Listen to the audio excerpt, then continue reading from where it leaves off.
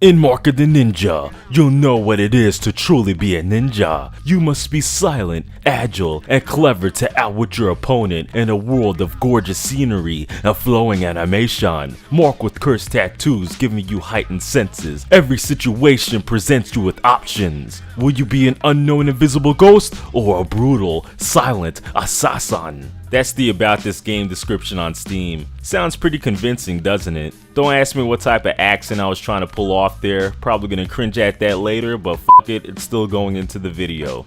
Anyway, Mark of the Ninja is a 2D stealth indie game released back in 2012. It's made by Clay Entertainment, same guys that will go on to create the cult classic Don't Starve.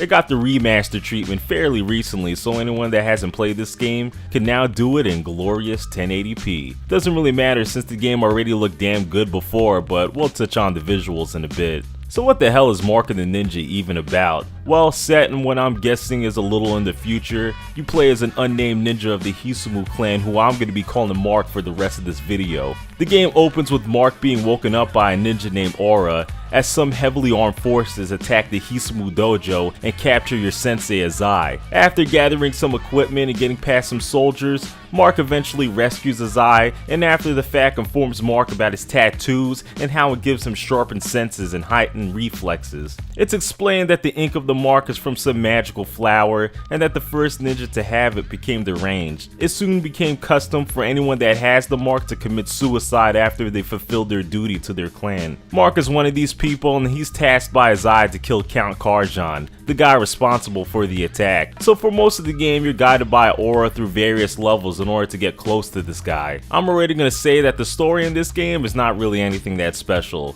It's a typical vengeance tale. Some asshole in a suit screws over some traditional people and then the chosen one of them gets revenge. It's effective, but you know, nothing really that memorable. There's somewhat of a plot twist later on, but I hesitate to say that since you could kind of see it coming. None of the characters are really that interesting. I mean, they serve their purpose for the plot, but that's really all they do. Our main character is silent for the whole game, so you already know that not only is his personality non-existent, he just does what he's told, and mostly by Aura, who may or may not be there with you on the mission. But enough about the story for now, let's talk about the visuals, because as you can see, that's one of the main selling points of this game.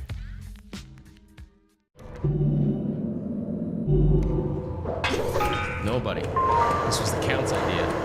Word is, they took a swipe at us first. And you know how it goes. They hit first, we hit last. What was that? Go check that out, will ya? I don't see anything. Someone out there? He was just here. I think someone's down. Hey buddy, you okay?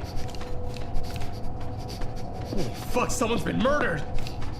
So yeah, Mark of the Ninja looks pretty damn good. It's a Clay Entertainment game and anyone familiar with their work would know that these guys don't do realism. Instead, all of their games go for a Saturday morning cartoon vibe, and Mark of the Ninja is no different. It looks like a show that would have appeared on Cartoon Network in the early to mid 2000s, minus all of the blood and killing of course.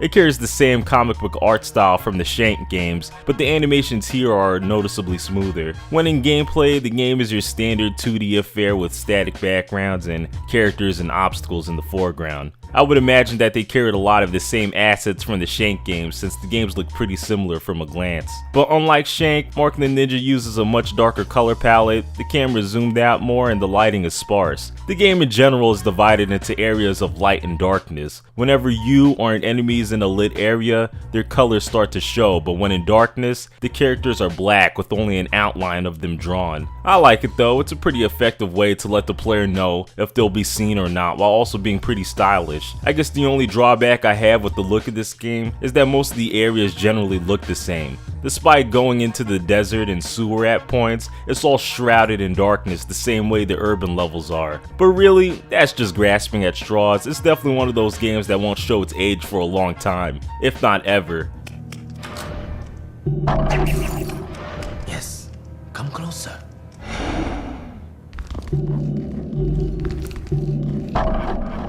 What was that? We know you're here.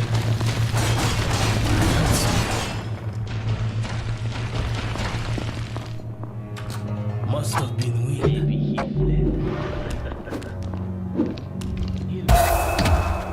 Are you out there?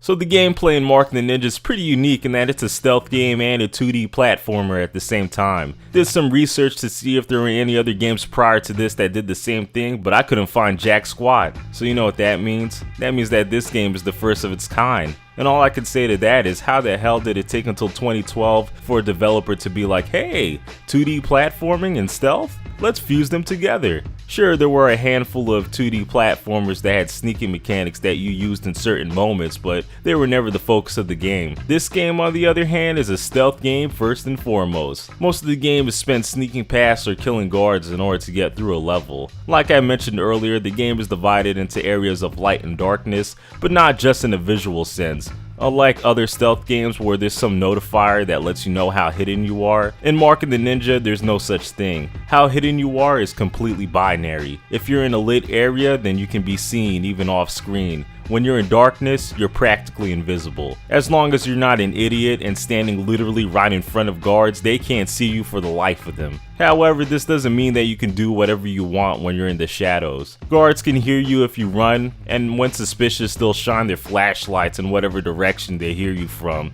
Man, getting spotted in this game might as well be a game over since you have practically no health and no ways of fighting enemies straight up. You have punches and kicks that only knock enemies out for a split second, so when caught, you're better off reloading back to a previous checkpoint. Thankfully, there's like no load times.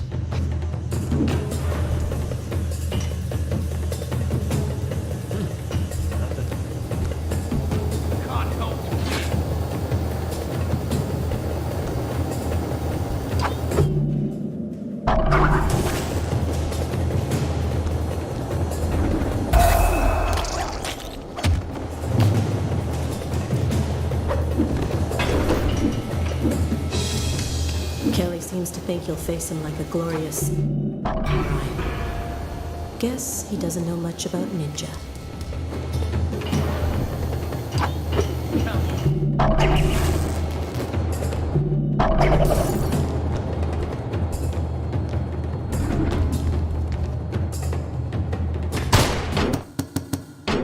So yeah, our boy Mark here is not exactly Ryu Hayabusa levels of strong, but that's alright since you unlock plenty of tools and techniques throughout the game that'll help you maneuver around enemies. You have a hook that you can use to launch to high points, and you also have other typical ninja shit like daggers, smoke bombs, poison, noisemakers, and what have you.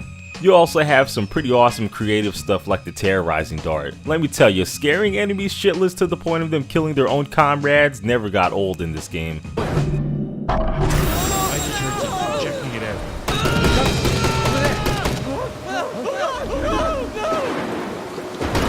Shots fired. Over there.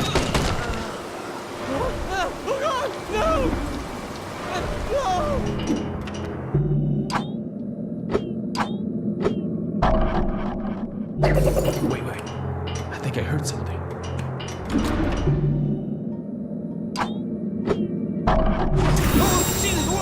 I think I see something.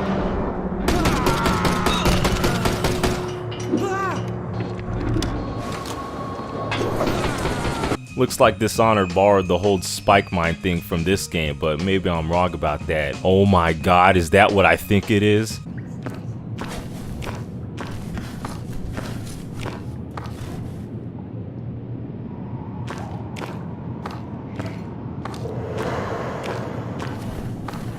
There's also different suits that you unlock by doing enough of a certain task throughout a mission called honor seals.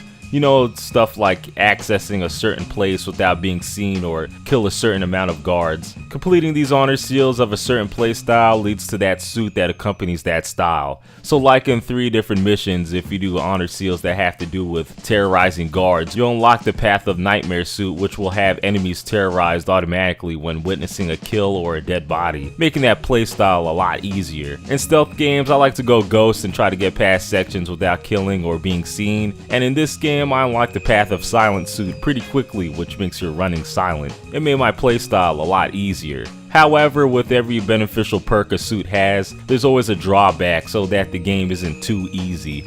So the Path of Silent suit, although the running is silent and 2 more distraction items can be equipped, I'm without my sword, which means no stealth kills. That's one of the things I like the most about this game. There's many ways to get through sections, but it's never a piece of cake. Being a stealth game, it obviously favors not being detected and keeping enemies alive, but if you want to be a psychopath and kill everything in your path, the game doesn't punish you for that. You'll just get less points.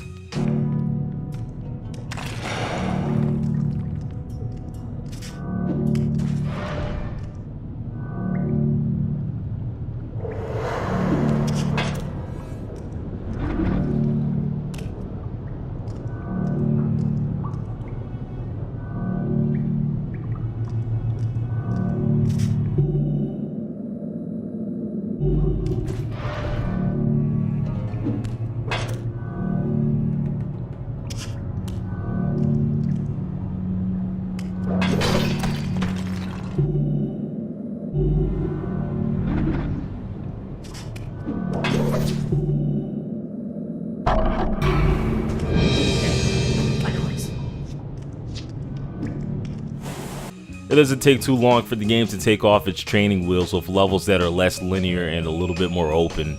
The game throws multiple different types of enemies in the same room, making things a lot tougher. But at the same time, levels like the end of Karjan Tower and the desert is when the game really gets fun, since you have to learn the layout and backtrack a little bit. Wish there were more levels that required this, but it's not really an issue since the linear parts are expertly designed. Of course, if this game was just sneaking past and stealth killing guards, it would get old after a while, even with this just being an 8-hour game. So there's a lot of deadly obstacles and puzzles sprinkled throughout the game for pacing. For the obstacles that the player has to look out for, you have motion detectors, lasers, toxic gas, more lasers, spikes, electrical wires, and more fucking lasers. Jesus Christ, someone on the team had a hard-on for these.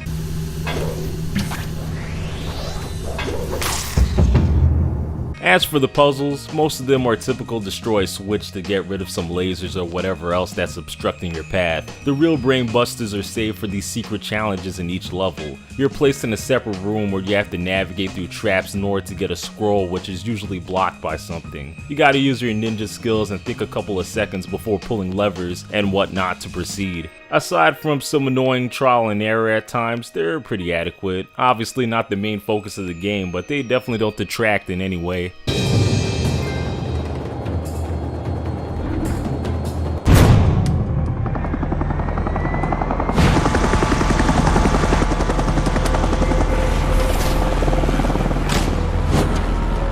It looks like Karjan got a reprieve.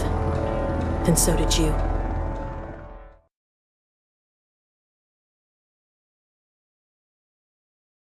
Going back to the story, after killing Karjan, Mark returns home only to discover that Azai had stolen Hyzon tech. It turns out he's been planning to steal high-end technology from Karjan the whole time. So Mark decides not to commit suicide and escapes. Both him and Aura track down Dosan, who had been captured by some bandits, and upon freeing him, it's explained that the special flowers that supply the magic ink have all died out. Dosan gives Mark his final tattoo before getting ambushed by high-tech ninjas, who kill Dosan while he and Mark try to escape. Mark and Aura return to the village and confront Azai. Aura goes on about him not being traditional and having to die for it. Azai doesn't even know who the hell Mark is listening to and claims that the madness of the tattoos is getting to him. Yeah, the big twist of the game is that Aura was never there, just a figment of the protagonist's madness. Not the craziest twist or anything, but it's alright. I do like how they allude to this though. None of the characters interact or even acknowledge her presence in any of the cutscenes. It also makes sense that that's the reason she was with you everywhere, but I digress.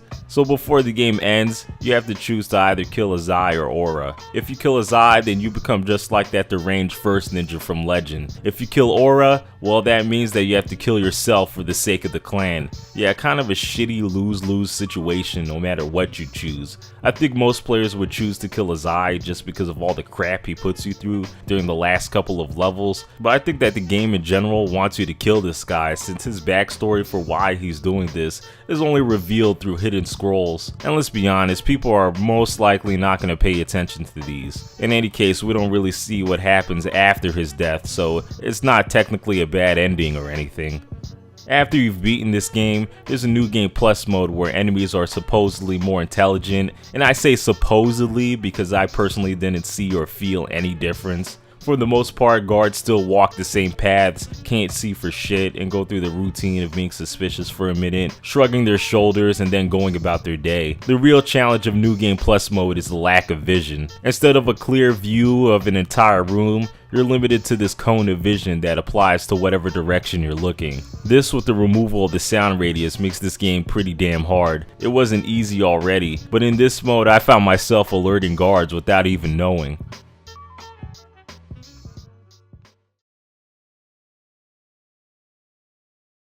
So yeah, that's Mark the Ninja, one of the best stealth games around that no one ever talks about. Why?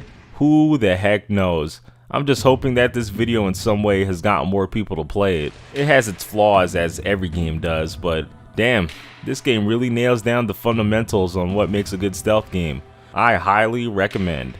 Anyway, thanks for watching, until next time.